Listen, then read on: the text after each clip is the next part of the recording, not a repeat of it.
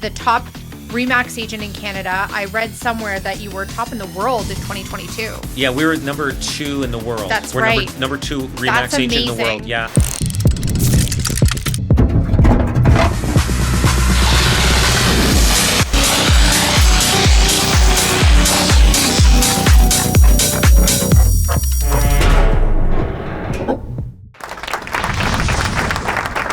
Thank you for joining. You are in the vault with the Kate Broddick team, and I am your host, Kate Broddick, and we have a very special guest here, one of the top agents in the entire country, Rob Golfi with RE/MAX Escarpment in Hamilton. Thank you for your time. Well, thanks for having me. I appreciate. I'm honored for you having me on your show. Thank you so much. Yeah, and you know what? It's you're a busy guy. You're the one with the signs all over. We actually debuted in a video togetger. Did you see it on TikTok? I got to take a look at. Wait a minute, I got to take a look at that. Oh, okay. I'm gonna have to show this maybe after. I probably did see it, and I just probably forgot. But which It video? was Billy Sachs something is the name of the video. It went viral in Brantford. Oh, wow. It was a guy that tours all the different areas in Canada and the U.S. Oh, yes, I did see it. It was like Rob Golfi signs everywhere and Kate B's Jesus piece on every corner. Yes, I saw that. That was awesome. It's good. I'm glad they brought us both up on that. That's awesome. Yeah, it was a really good video, and you know what? It's tribute to you and your success. I mean, I've always very much admired the business that you've built. Not an easy one. No, it wasn't. No, and that's where we want to get into today. Yeah. So we're going to go all the way back to the beginning. Sure. Anything. Let me know. I just learned that you are a Niagara Falls boy. Yeah, I grew up in Niagara Falls with Italian parents, both immigrant parents. Okay. So, I mean, pretty well half of Niagara Falls is like that. Yes, that's right. Little Italy. Yeah, Little Italy, yeah. It was good. And how did you get into real estate? So, in my 20s, I was that guy that was watching, the TV and, buying real estate, get rich and all this kind of stuff. I was more interested in buying real estate, not even thinking about getting into to being a salesperson. And so I did that in my early 20s, and I succeeded, made a lot of money, made a fortune. And then I got into business, and I was very young with a lot of money. And so I came out the gate like real hard and fast. And I invested my money into this company, a beauty supply company, which I was running, which I didn't know anything about, and which lesson number one. And then we're in the middle of a tough economic times in the 90s. I was in my 20s. And so I was like going through my money like crazy. Like I said, okay, this recession can't last. And it did last. It was a long recession. It was tough. And now that I look back at that time, I looked back at 1990. Like this is the Hamilton, Burlington combined average price. Yeah. So it was back then in 1990 the average price was $167,000. Wow. 1990. Wow. 2000, okay?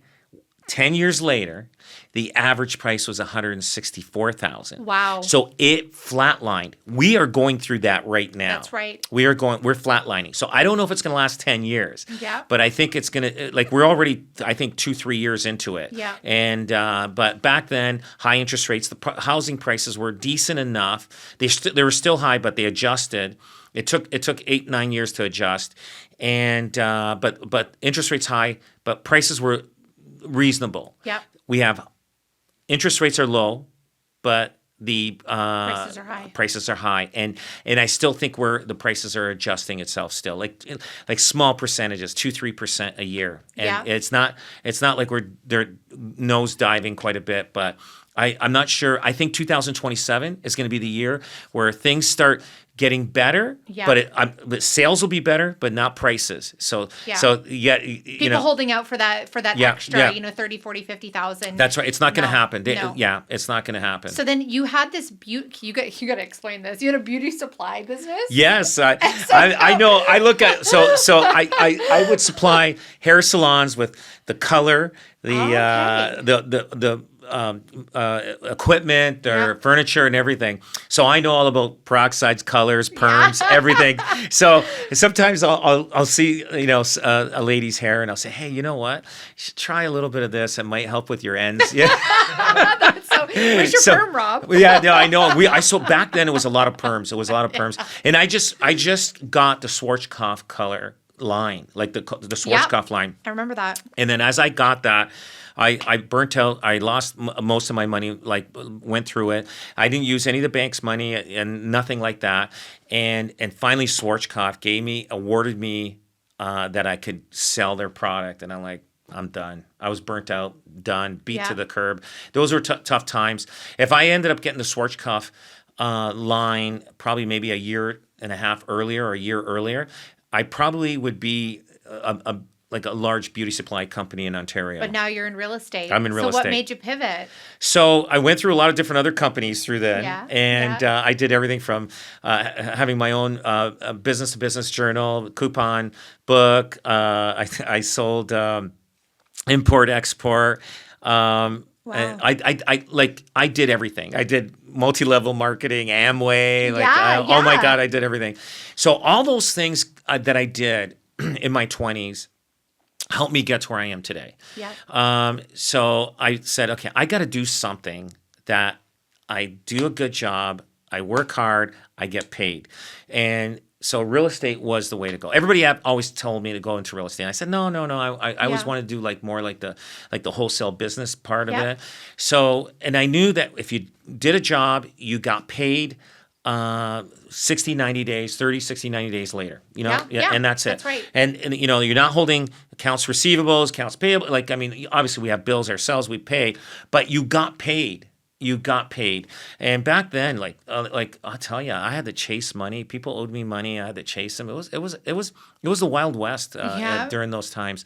And so I learned that, and I learned about tenancy. I manage my own properties ever since. You manage your own properties. That was actually one of now my questions. Now you don't. I have a property management company now. Then. Back then I managed back then the old days. You could go to a tenant and grab them by the shirt and throw them out the door. Them out the good way. Oh yeah. Oh yeah. I've got stories like you would not believe. Oh yeah, and but the old days, but now obviously you can't do that. Now. The tenants know their rights. They know know not to pay. But I did.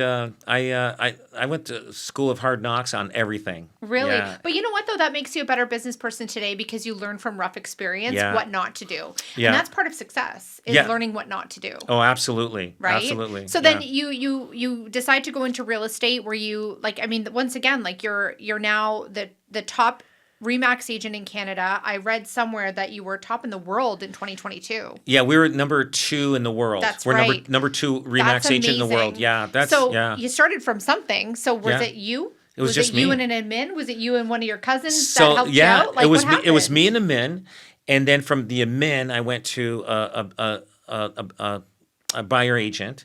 Yeah. That would, and then I grew from there. And the one thing I found, when I grew faster, because I'm that guy that listens to podcasts. I mostly listen to Audible books, not read books. And I go to functions. You go to a lot of functions and seminars and stuff like that. Yeah. And I remember one, but this is not currently, but back when I was, doing my 20 Robbins days, all those kind of motivational. Coaching. Yep. So I realize sometimes it's hard when you first start you've got somebody calling you, they want to list their house, and you do it because it's going to be more money in your pocket instead of giving it to one of your agents. This is at the beginning when I started. I can relate. Yeah. So somebody said, Rob, let it go, give it to them because it'll come back tenfold. And I did.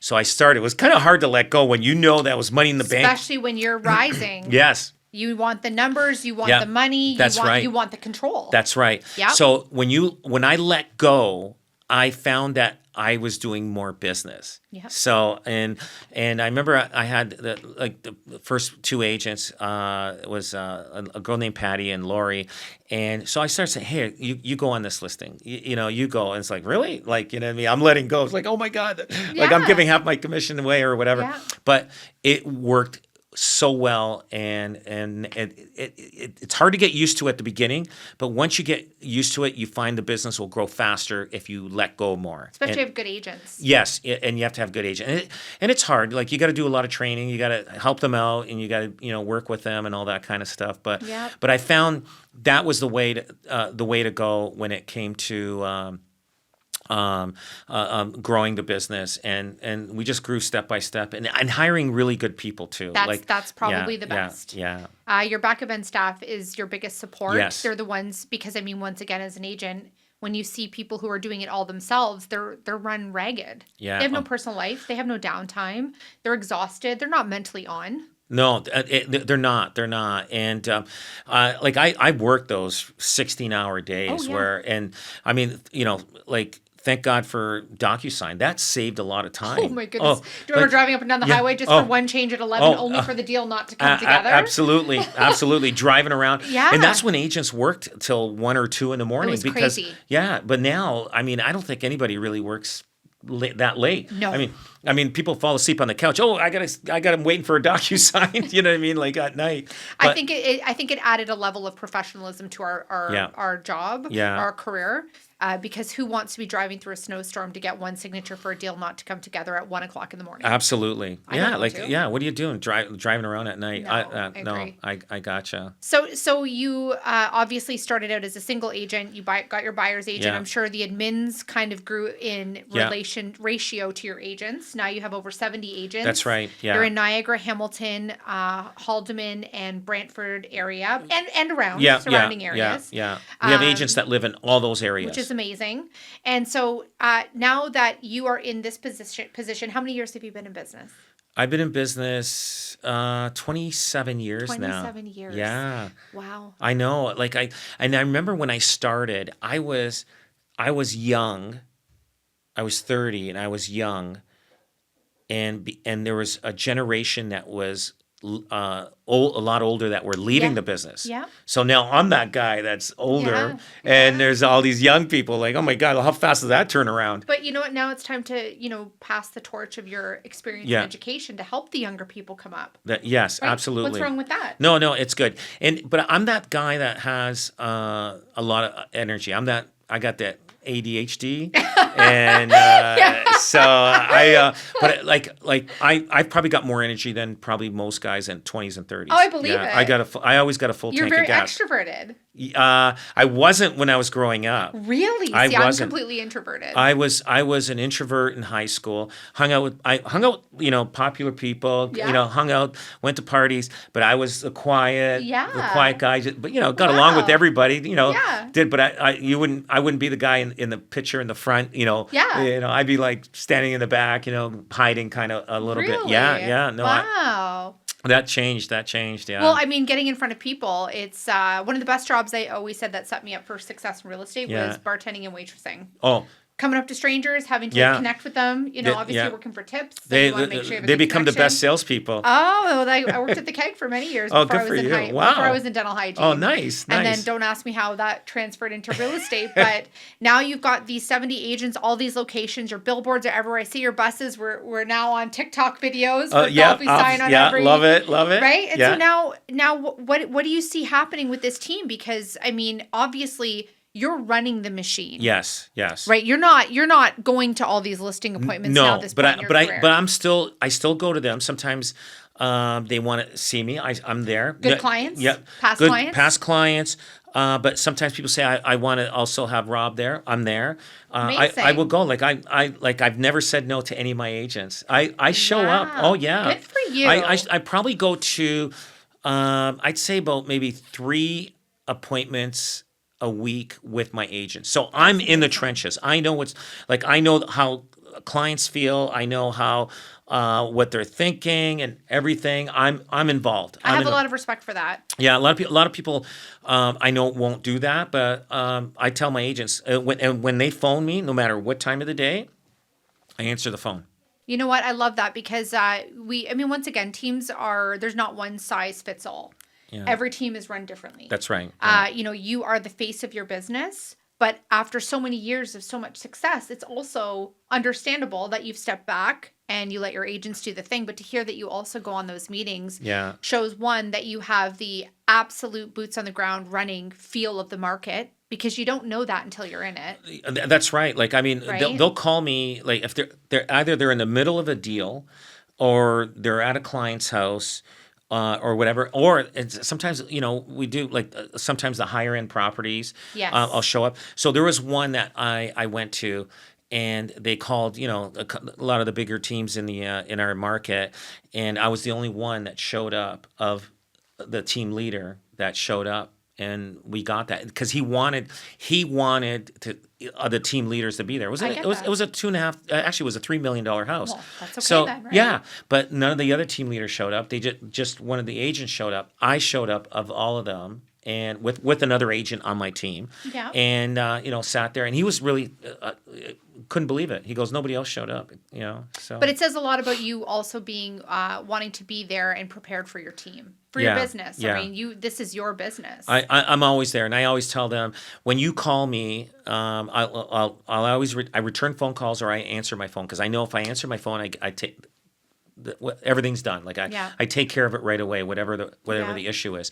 So I say when you call and if I don't answer, my phone forwards to the office after 4 or 5 rings if I don't answer it. So I tell them leave your name and leave your address. Because I remember people by addresses. So I remember by addresses. So do not just say, Dave Smith and phone number. Say Dave Smith at whatever. 123 Main. Then I will remember you. Yeah. I actually have a series of questions, but before I do that, I have to pay you a compliment. So, I mean, obviously, I think maybe similarly, anytime someone meets you that hasn't personally met you before, do you feel like you have to reintroduce yourself because you have a persona? Because you have this big real estate machine that they have certain perceptions of you that maybe aren't true. They do, yeah. So it's funny how when you market yourself, and you go through this too, because you're a profile person in your market, and so people have a certain image of you of what they perceive who you are. That's right. So they either like you or they hate you. That's right. It's one or the other, and so a lot of people that know me close, they like when I meet somebody, they go, "Oh wow, I totally thought you he weren't was what different." I thought. Yes, yeah, and kind, sociable, relatable. And they totally misread who I am or what I am, and so they're shocked about that, and usually. People that know me, they'll ask, so how's Rob? Just say, Rob shows up at the office every day. He's there like between 6 and 6:30 in the morning. And he's out there and he'll answer the phone calls. He'll talk to you and this and that. Yeah. Like I'm there. And when I talk to people, I'm usually kind to them. But usually when I introduce myself to somebody, I don't introduce myself, hey, I'm Rob Golfi. I just say, hey, hi, I'm Rob. And I let them say, like I'm not there to impress anybody. No. But I just want to be just like everybody else. Yeah. So if they say, hey, you Rob Golfi, I am. Yeah, that's my name. I go, Yeah, and you know what I mean? Like, I don't want to say, oh, I'm Rob Golfi. Here you are. I'm not that person. Do the signature. Everybody always asks that. Yeah. Yeah, I had to ask because, I mean, you are a big name, right? And I know from my end, even in Brantford, there's a certain caricature that comes when you have a level of success that people have already made up in their mind of who you are and what you are like. And Stephanie, actually, who you spoke to, my licensed assistant, she said, he was so nice. He was such a nice guy. I was like, well, that's great. Yeah. And usually they are. Yeah. No, you know what? I am pretty humble. People always say that. I guess I am. Everybody, I got humble awards. I got, I'm just normal. I remember one time, I was, it was a Saturday. I'm doing work around my house and stuff like that, jeans. So I said I had to go to the Canadian Tire, right? And people, you have kind of an image. You don't want people to see you looking shabby, right? Yeah, out in your jogging pants. So anyway, I had a T-shirt. I put a baseball cap on, sunglasses, jeans. I'm walking through Canadian Tire. I figured nobody recognizes me. One guy goes, Rob, I still know it's you. He knew I was in disguise. Yeah. He knew. He goes, I still know it's you. And well, I mean, your face is everywhere too, right? So it does remove an element of privacy. Yeah. But I mean, I had to ask because I know I face those same things where people instantly caricature you without having known you, and with a name as big as yours in real estate, that would likely be the same for you as well, right? You know what? And the same thing with me, with you. You're actually a very nice person. Yeah. Yeah. No. Contrary to popular belief. No. But you know what? I was totally kind of pictured a different personality. Yeah, because it's what we put out there. That's right? exactly like I'm amazed. So if you're listening, she is a great person. I'm telling you. Take it from Rob Golfi. This wasn't pre-rehearsed at all, but I am actually. You know what? Energy doesn't lie, right? Yes, so when you meet exactly. somebody, it's a different experience than when you see them on social media or you see their signs or you hear things, right? No, that's awesome. Yeah. So here's a couple questions. I actually took this from my team because you know what? You're one to learn from. I admire your business. You should be very proud of yourself and what you've built. Right now in the market, we've seen a lot of drop off of agents. Yes. We saw a huge surge during COVID because, I mean, once again, it was easy to sell real estate, sell real estate. What would you say to new agents coming in right now who are wanting it for the right reasons? They want it for the helping families to make the connections, to build a business that they can really be proud of. Yeah. What would you say to them? Yeah. Versus back during COVID? So now I'll tell you, if you're a new agent getting into the business, it is tough. I would strongly suggest even go on your team or any team, or even go on your own if you're on your own, but start off with just doing leases. I'm telling you, I love this. Leases, you learn the business and gives you cash flow. It's not the big deals. I know you sell an $800,000 house, you make, $16,000 or $30,000. Yes, that's great. But do the leases and you learn the business fast and you will pick up those people as clients. Every lease has two ends, a potential seller and a potential buyer down the road. And you'll learn the business. It keeps you afloat, keeps you cash flowing, even though it's not the big cash flowing, but it'll keep you in business. When things start turning around, you start making money. I think that is the way. We have a leasing team. I'll tell you, we're going to crank out 500 leases this year. You know what? Just leases alone. I'm so glad that you said this. I preach this to my team. It's because people will see the dollar value of the sale and the listing and the buy. But what they don't realize is that they don't have the experience yet to walk people through. No. But with leasing, it's follow-up, it's entering people into your CRM, it's maintaining contact, it's building future business. Yeah, it's a great training ground. And it's 100%. And if you were to be shopping, so say the average lease right now for a new construction townhouse is about $2,400 a month in Brantford. Yeah. So even if you're on one end, it's $1,200. Yes. But if you do 5 of that, you're making $6,000 in that month. Oh, absolutely. We have a guy on our team that does 100 leases a year. That is insane. I'm telling you, just the one guy. Good for him. We like I said, the leases. Now the agents make more money than I do on the leases because we were getting a lot of calls on leases, and I was telling my tech people, turn the leases off. We have nobody that wants to do them. This and that. So we try to shut the valve off on that, and it was still coming in. So then I said we got to build a leasing team. So. We got a leasing team, and like I said, between this leasing team, we're cranking out just 500 leases. That's incredible. And they're doing sales on top of that too. So they are picking up business. So they're the agents on our team that are making the most amount of money. 100%, because right now when your market's down, when inventory is high, sales are down, leases have been amazing. Yeah. Good. So, I love that because I truly believe in that as well. Yeah. The next question I have is, what was your purpose when you started versus what is your purpose now? So my purpose when I started is I needed to survive because I basically lost all my money and I had to survive. I had to feed a family and I was a sole earner and I said I hustled and I was on the phones like crazy. So it was making money for survival. Now it's more of a what I can do, like how much I can grow. Obviously the money's there. Like, of course it is, but you built it. Yeah, it's more, now I'm like building, like we got the property management business now. And also you've got the Bright Spaces. The Bright Workspace, the co-work space that we have in all the different offices. And it's just basically, leaving maybe a legacy for the kids so that they can continue on. You know what I mean? Like I'm actually working hard. I don't work hard. I love what I do. And you love what you do because otherwise you wouldn't be as successful as you are. Like the people, like any realtor that that is super successful, they love what they do, regardless. They have to, because we deal with a lot of people. And very colorful ones. Yes, exactly. That's okay. Exactly. So would you say that your purpose before was, I think anytime you get into a business, it's like, I got to make money. Yeah. I mean, Am I wrong in saying that you could step out right now and be just fine? I'd be great. I'd be fine. You'd be great. So I there could, has to be a deeper purpose. You must love what you do, but the legacy part for your kids. How many kids do you have? I've got 4 You've kids. got 4 kids. What are Yeah. their ages? Uh, uh, Ballpark, if you can't remember. they're in their early 30s, and yeah, they're in their, In their early yeah. I had 30s? 4 kids in 6 years. Okay, Yeah. I have 3 Yeah. boys. Yeah. Oh, so you got 3 boys. I have my boys are 6, 8, and 12. Okay. Yeah. So they're young. Yeah. I would say that when I first started in the business, it was to make money.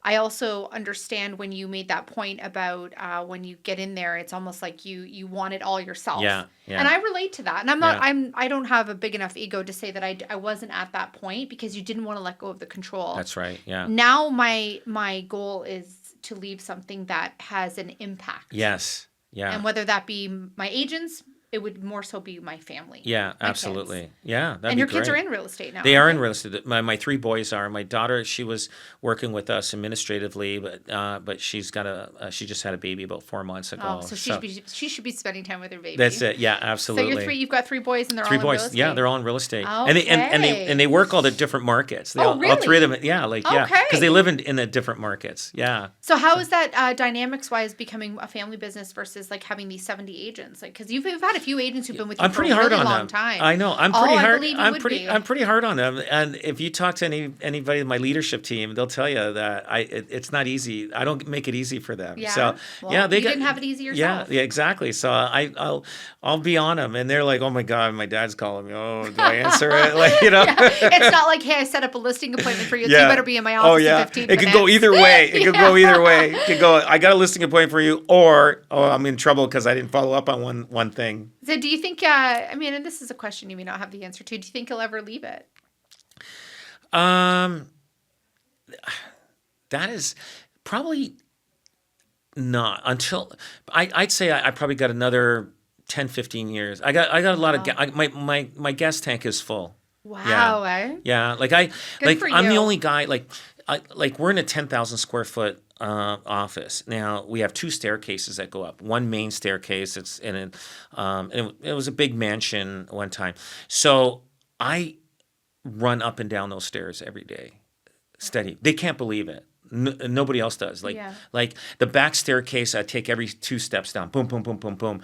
And going up the stairs on the main staircase or up the second stair, like they don't understand why I'm running up the stairs. And I don't even understand why I do it either. But I just I don't your get steps in. Yeah, I get my steps in, and but I just do that, and nobody else in the office does that. So I know that like sometimes the guys will make fun of me because they'll run up the stairs, but they don't do that. Like, Yeah. I don't understand why I do that.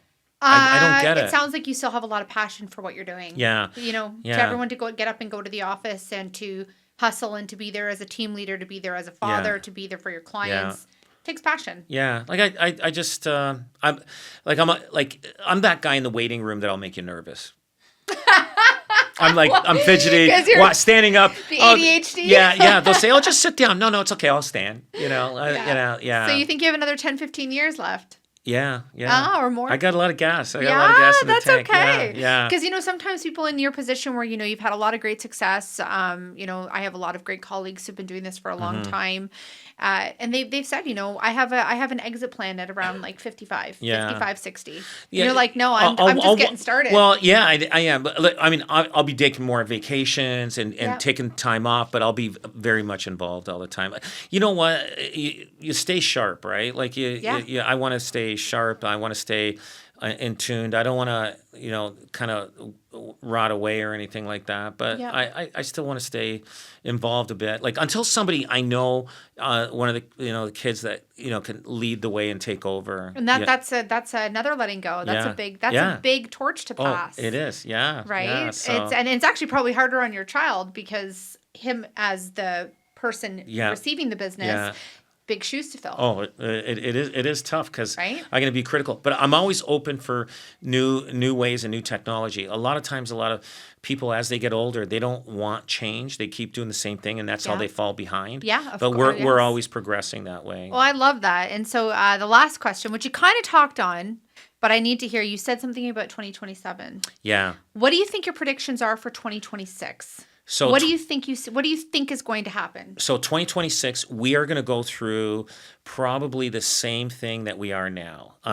Sales are going to be tough. The interest rates are going to be good. People are still hesitant. They're not sure. Hopefully, the tariff situation is going to be resolved. But housing prices are still going to adjust a little bit. Yeah, I And, agree. and it's hard to tell.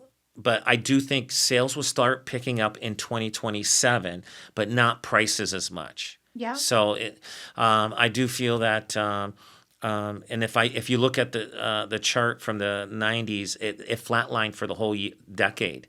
Like the average price flatlined. Yeah. And we're already probably 3 years into that. Yeah. Maybe I think we're going to be 4 or 5 years. It's not going to be as bad as the 90s, but because we have technology, we got immigration, we got a lot of people out there that immigrated to this country, and they're the biggest savers, right? They usually buy within 2-3 years when they immigrate to the country. So once housing feels is comfortable at a comfortable price point, then they're going to start buying, but it's not going to be competition. It's going to be a slow process. And it's actually really interesting that you mentioned how our market's emulating the 90s, because that was actually, it's been brought up a few times. And that prolonged period was mostly because of the economic stress, but also because of the higher rates. Whereas now it's affordability. Yeah. Right? Affordability. If you're talking to average families, they don't have the means to be buying that bigger home because the cost of living has gone up so much. Yeah. Rates aren't an issue right now. Would you agree? No, rates are great right now. I think they're. We just got 3.79 on a 5-year fix. Yeah. There you go. See, that's not a bad rate. No, it's a fantastic rate, and I would lock in for sure on that.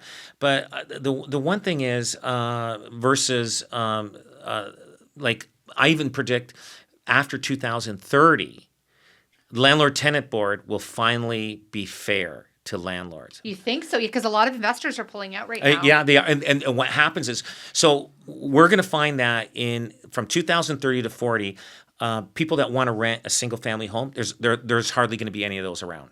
There's not going to be that many. So the politicians are going to realize, holy smokes, the only ways people can rent a house now, they have to rent apartments. Yeah. Because the single family homes, there's not going to be much single family homes to rent out. It's either going to be basement apartments or upper floors, but nobody's going to be able to have a full house to rent out, and families are going to have a hard time to raise a family in apartments or anything. So they're going to realize the investors are pulling out. They're getting out of it because the landlord-tenant board is unfair, but it's going to be too late when they do make it fair. It's too late. Because then people have already moved on.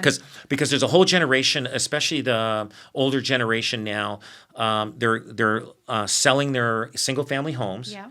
The new buyers that are buying it, either Gen Zs or millennials, and they're either fixing them up and they're moving in.